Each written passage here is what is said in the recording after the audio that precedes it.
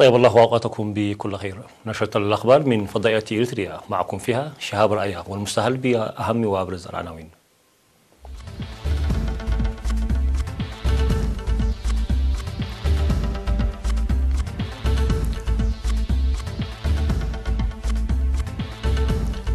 التوسع في زراعة القمح المحسن في مندفر وابن حيلي.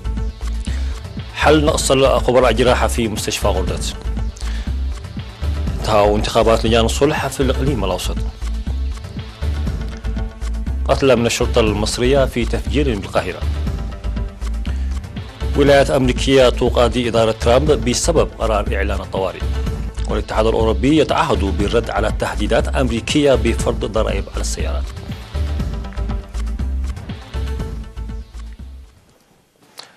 مرحبا بكم.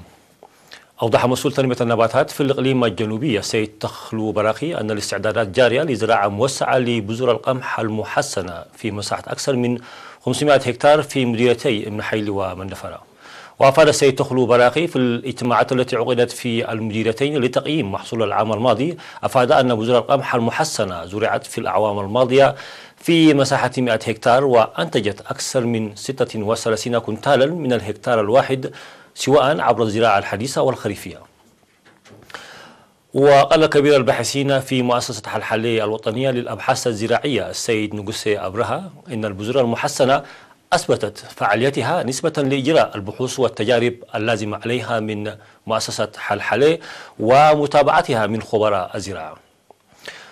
وأكد مدراء المديريتين بأن المزارعين على استعداد لإنجاح البرنامج الزراعي الجاري بإشراف وزارة الزراعة، داعين وزارة الزراعة لتوفير المستلزمات اللازمة.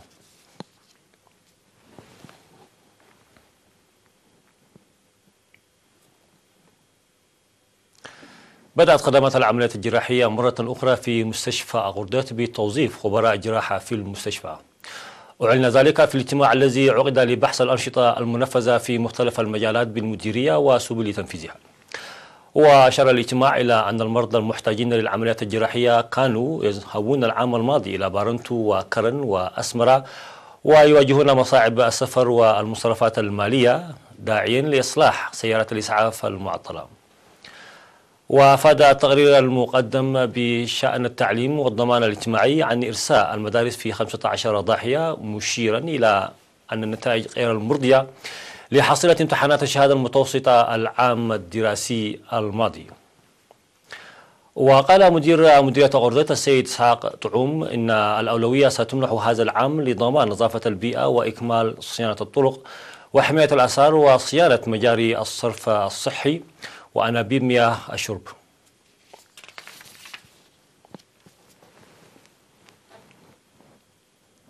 انتهت في 17 من فبراير انتخابات لجان الصلح التي بدأت بالإقليم الأوسط يوم 27 من يناير. وأوضح مدراء مديريات الإقليم الأوسط لدى لقائهم السكان أن الانتخابات جرت بعد تقييم وزارة العدل لعمل المحاكم الأهلية سابقا وإقرار العمل بهيكلة جديدة، مشيرين إلى أن أنشطة التوعية المسبقة ساهمت في إنجاح المهمة. وذكر المدراء أن عمل المحاكم الأهلية الذي كان يجري سابقا بثلاثة قضاة تم تغييره بلجنة من 5 أعضاء تضم قاضي ومستشار قانوني. وقد أقيمت بعد الانتخابات التي جرت ل3 أسابيع في الإقليم الأوسط 15 محكمة في 13 مديرية بأسمرة و12 محكمة في كل من مديريتي قال نفحي وسرجقة و9 محاكم في مديرية بريخ، أي مع مجموعه 48 محكمة صلح.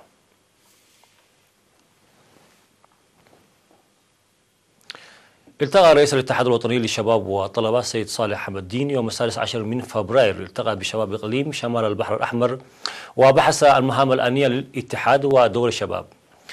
وذكر السيد صالح الشباب للحفاظ على قيم مجتمعهم والعمل لإنجاح البرامج الوطنية. ودعا الشباب بدورهم القادمون من مناطق الإقليم دعوا للدفع بالبرامج الموجهة للشباب، مؤكدين العزم لإنجاح البرامج الموضوعة. وقد تم في المناسبة تخريج 62 كادرا شبابيا تلقوا دورة في الهوية.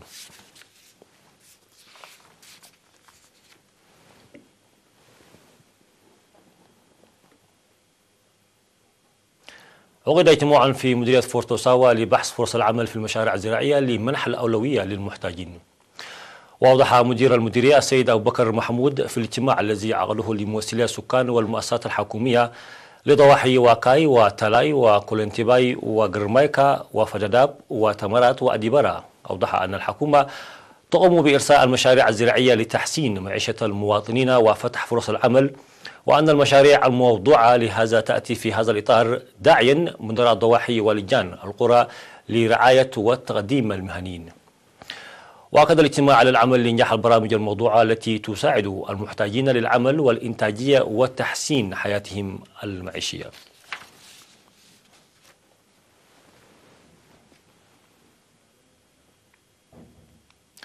مشاهدينا الأفاضل، فاصل ثم الوقفة الأخبار العالمية.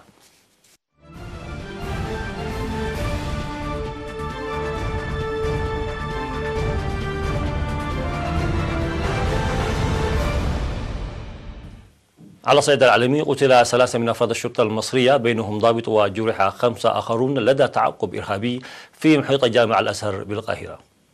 وبحسب بيان صادر عن وزارة الداخلية، فإن قوات الأمن كانت تتعقب شخصا ألقى عبة ناسفة بداية الصنع أمام مسجد الاستقامة بالجيزة الجمعة الماضية. وأوضح البيان أن قوات الأمن حاصرت الإرهابي، لكن عبة ناسفة كانت بحوزته انفجرت. وأشارت وزارة الداخلية إلى أن القتلى والمصابين ينتمون لقطاع الأمن الوطني والبحث الجنائي.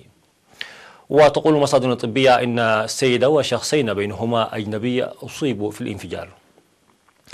يأتي ذلك بعد مرور يومين على استهداف نقطة أمنية بشمال سيناء، وهو حادث تبناه تنظيم الدولة الإسلامية، وأسفر عن مقتل ضابط و14 جنديا جميعهم من قوات التدخل السريع التابعة للجيش.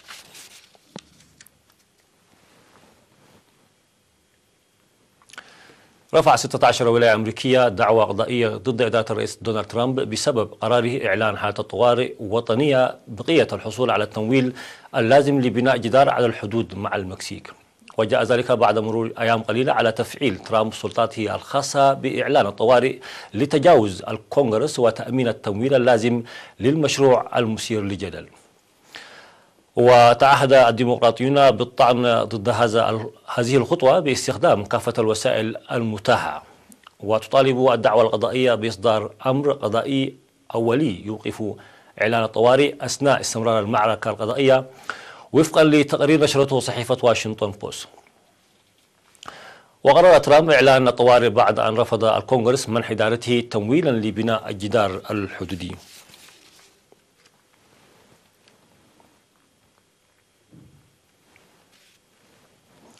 أكدت المفوضية الأوروبية أن الاتحاد الأوروبي يرغب في تحسين العلاقات التجارية مع الولايات المتحدة الأمريكية، لكنه سيرد بشكل سريع إذا قرر الرئيس الأمريكي دونالد ترامب فرض تعريفات جمركية على واردات السيارات الأوروبية. وقال المتحدث باسم المفوضية مارغريت شينلاس أن الاتحاد الأوروبي سيلتزم بكلمته ما دامت الولايات المتحدة ستفعل الشيء نفسه. وأضاف أن المفوضية الأوروبية على علم بانتهاء تحقيق أجرته وزارة التجارة الأمريكية حول ما إذا كانت واردات السيارات تمثل تهديدا للأمن القومي الأمريكي. وكان تقرير وزارة التجارة الأمريكية قد توصل إلى أن واردات السيارات تهدد الأمن القومي، مما يمهد الطريق أمام احتمال فرض البيت الأبيض رسوما جمركية. يذكر أن الرئيس الأمريكي كان قد هدد بفرض ما نسبته 25% من الرسوم على سيارات أوروبية تستهدف بشكل خاص ألمانيا، التي يقول إنها أضرت بصناعة السيارات الأمريكية.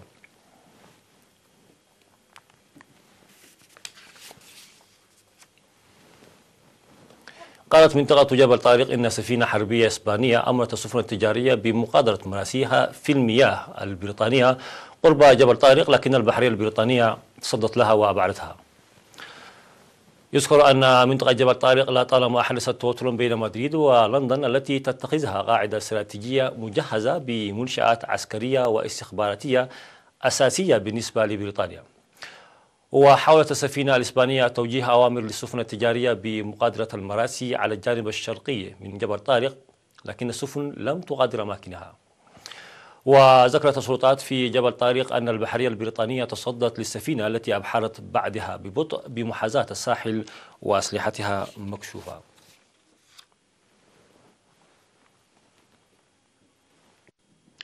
نهاية النشرة، شكرا لكم على حسن المتابعة.